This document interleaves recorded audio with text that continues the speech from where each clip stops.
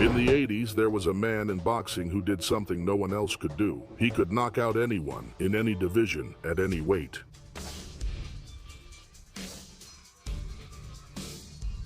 His name was Thomas Hearns, nicknamed the Hitman, and his right hand was a weapon of mass destruction that no chin on the planet could withstand. 4 divisions, 5 belts, and a right hand that made even the bravest tremble. This is the story of the most terrifying knockout artist of the 80s. Hearns was born in Detroit in 1958, the Motor City, the same city that decades earlier had given the world Joe Louis. From a young age, he began attending the King Solomon Gym near his home, inspired by Muhammad Ali's magic. 3 years later, he came under the guidance of Emanuel Stewart, the man who trained more than 40 world champions, and Hearns did not disappoint him. With a 78-inch reach and a right hand that fired from the hip like a revolver, the Detroit newspapers nicknamed him the Motor City Cobra. But Thomas preferred another nickname, the Hitman, and he was about to show the world why. August 1980, Hearns was 21 years old, and standing in front of him was the WBA champion Pipino Cuevas. The Mexican was not just any opponent. He had defended his belt 11 times in 4 years and had knocked out 10 of his challengers.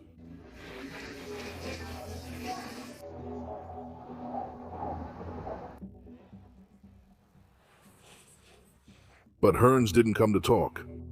From the first round, he landed a left hook that warned the world of what was coming. Then he opened fire with both hands without stopping.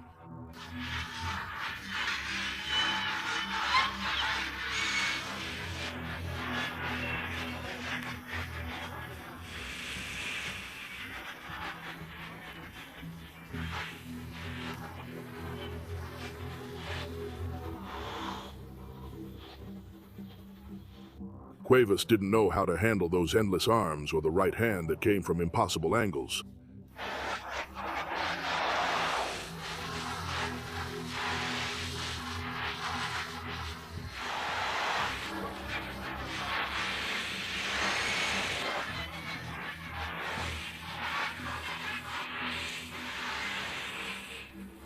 Hitman dominated him from start to finish with a chilling composure.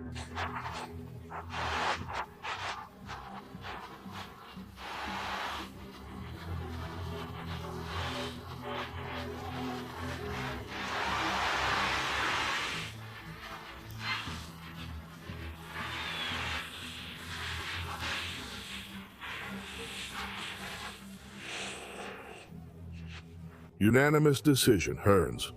At 21 years old, Thomas Hearns was the new WBA World Champion, June 1984. The Hitman had unfinished business with boxing after the loss to Leonard, and next on the list was Roberto Durán, the Devil from Panama, a man with 77 victories and 58 knockouts who had won belts in 3 different divisions.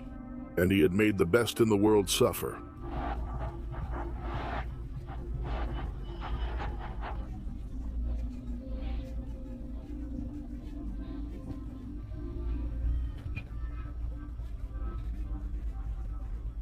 No one had ever knocked him out.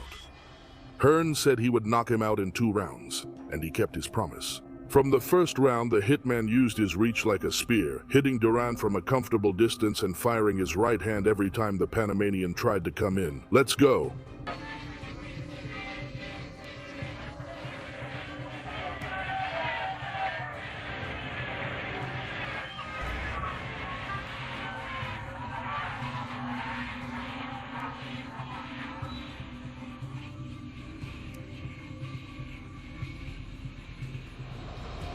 A solid right hand sent Durán to the canvas for the first time in his career.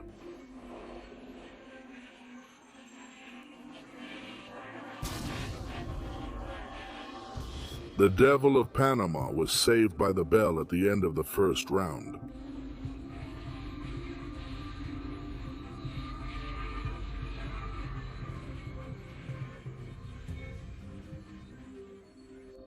But in the second round, Hearns finished the job.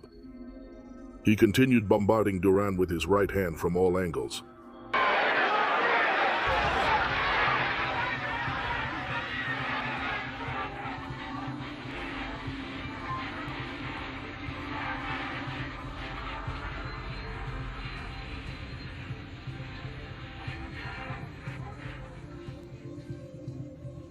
The Panamanian tried to hold on, but another powerful overhand knocked him down a second time.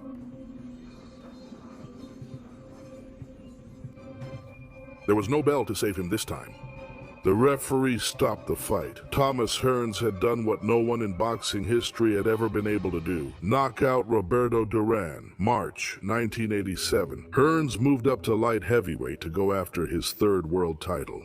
The WBC champion was Dennis Andries, an English puncher who relied on his toughness to survive the night.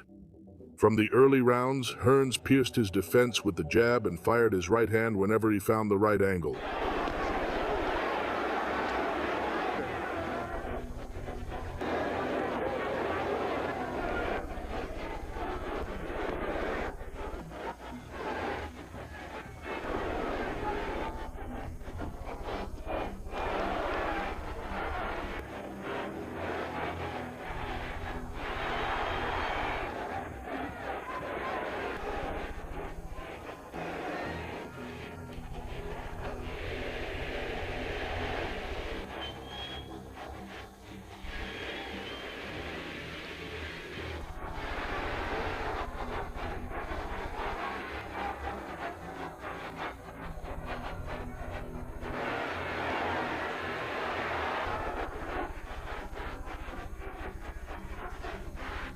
Andries didn't give up easily. He endured, went down, got back up, went down again, and got back up again.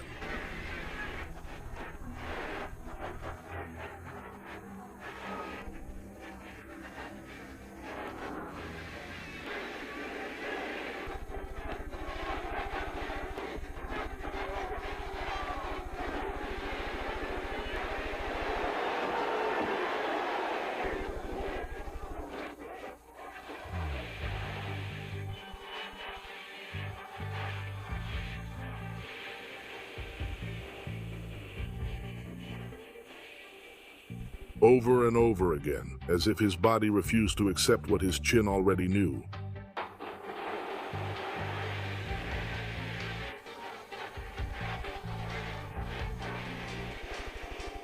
The hitman's punches kept piling up damage until Andries' body simply stopped responding.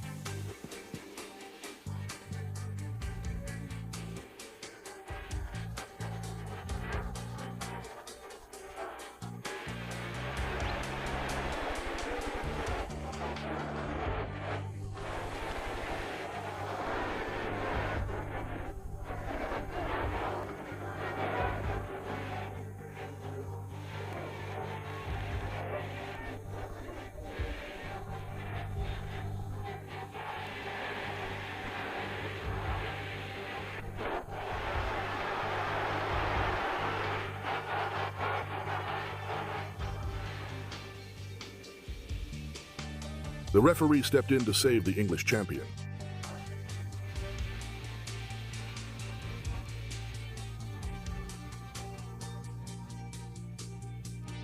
Third world title.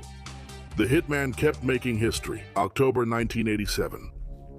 The WBC middleweight title was left vacant after the war between Leonard and Hagler, and the man standing between Hearns and his fourth title was Juan the Hammer Roldan, an Argentine with 65 victories and the tenacity of someone who had studied Hagler's style and came ready to replicate it. Roldan pressed, punched, and endured.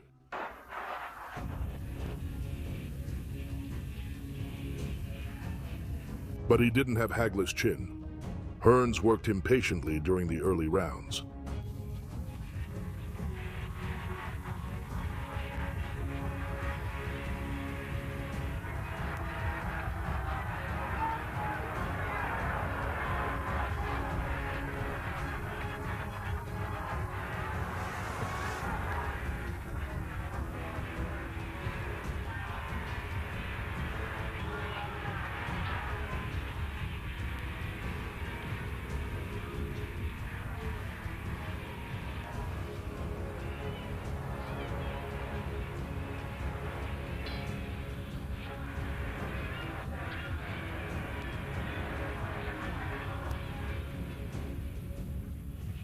The Hammer won the third round with pure determination.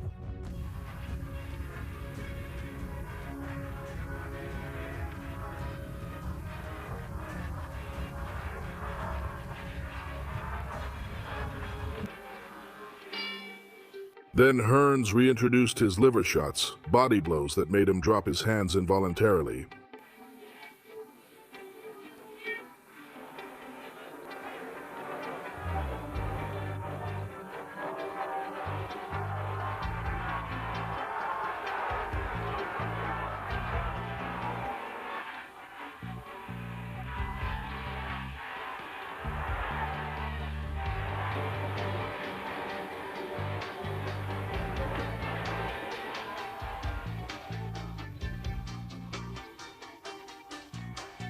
And when Roldan dropped his hands, the uppercut landed first. At 29 years old, Thomas Hearns became the first fighter in boxing history to conquer 4 different divisions, a feat that no one had achieved before and that belonged only to him. June of 1989, 8 years after their first war. This time, the purses were $13 million for Leonard and $11 million for Hearns, boxing in the 80s at its peak of economic splendor. But 2 days before the fight, Hearns' brother shot his girlfriend in Thomas's house with his own gun. Anyone else would have withdrawn. Hearns entered the ring.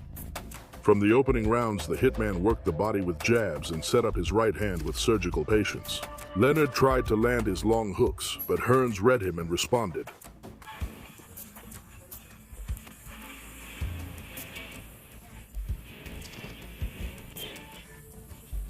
In the third round, Hearns measured the distance and landed 3 consecutive rights that sent Leonard to the canvas.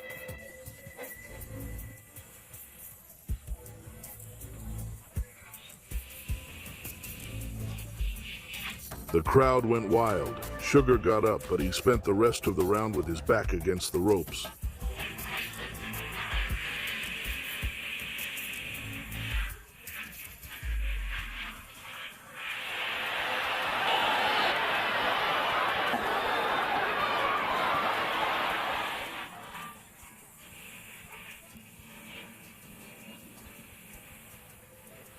The fight was a brutal back and forth for 12 rounds.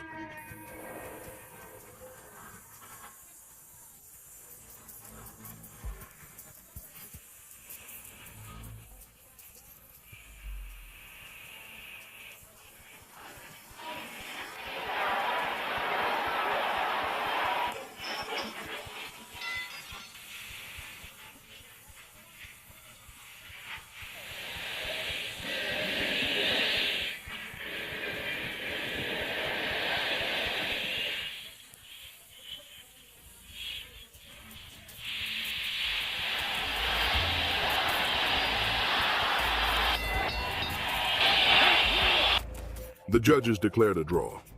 Almost all independent experts agreed that Hearns had clearly won. Years later, Leonard himself admitted it publicly. Tommy Hearns won that fight. Give him a round of applause.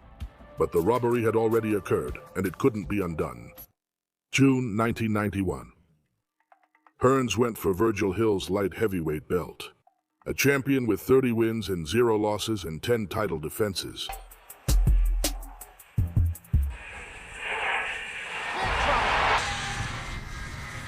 Hill was winning the jab exchanges in the early rounds. Technical, smart, hard to hit clean.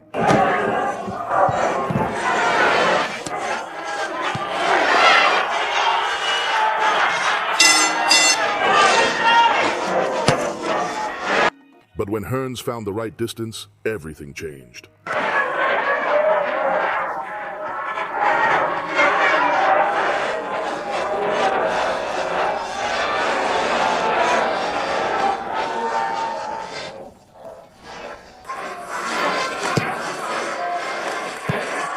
The ever-present right hand pierced Hill's defense at the most unexpected moment.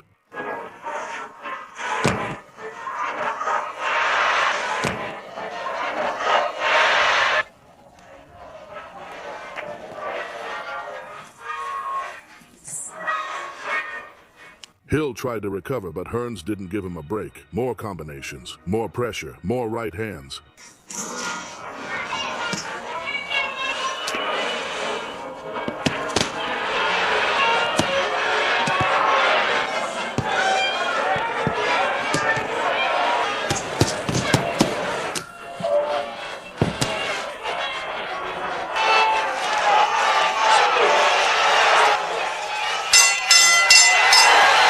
Unanimous decision. Hearns. Fifth belt, 5 different divisions, a record that no fighter had achieved before in the history of boxing. Thomas the Hitman Hearns, the most terrifying knockout artist of the 80s, and one of the greatest of all time, from Detroit to the Hall of Fame. Thomas Hearns went through 5 divisions, leaving behind a trail of knockouts that boxing had never seen before. His right hand was the most feared weapon in an era full of legends.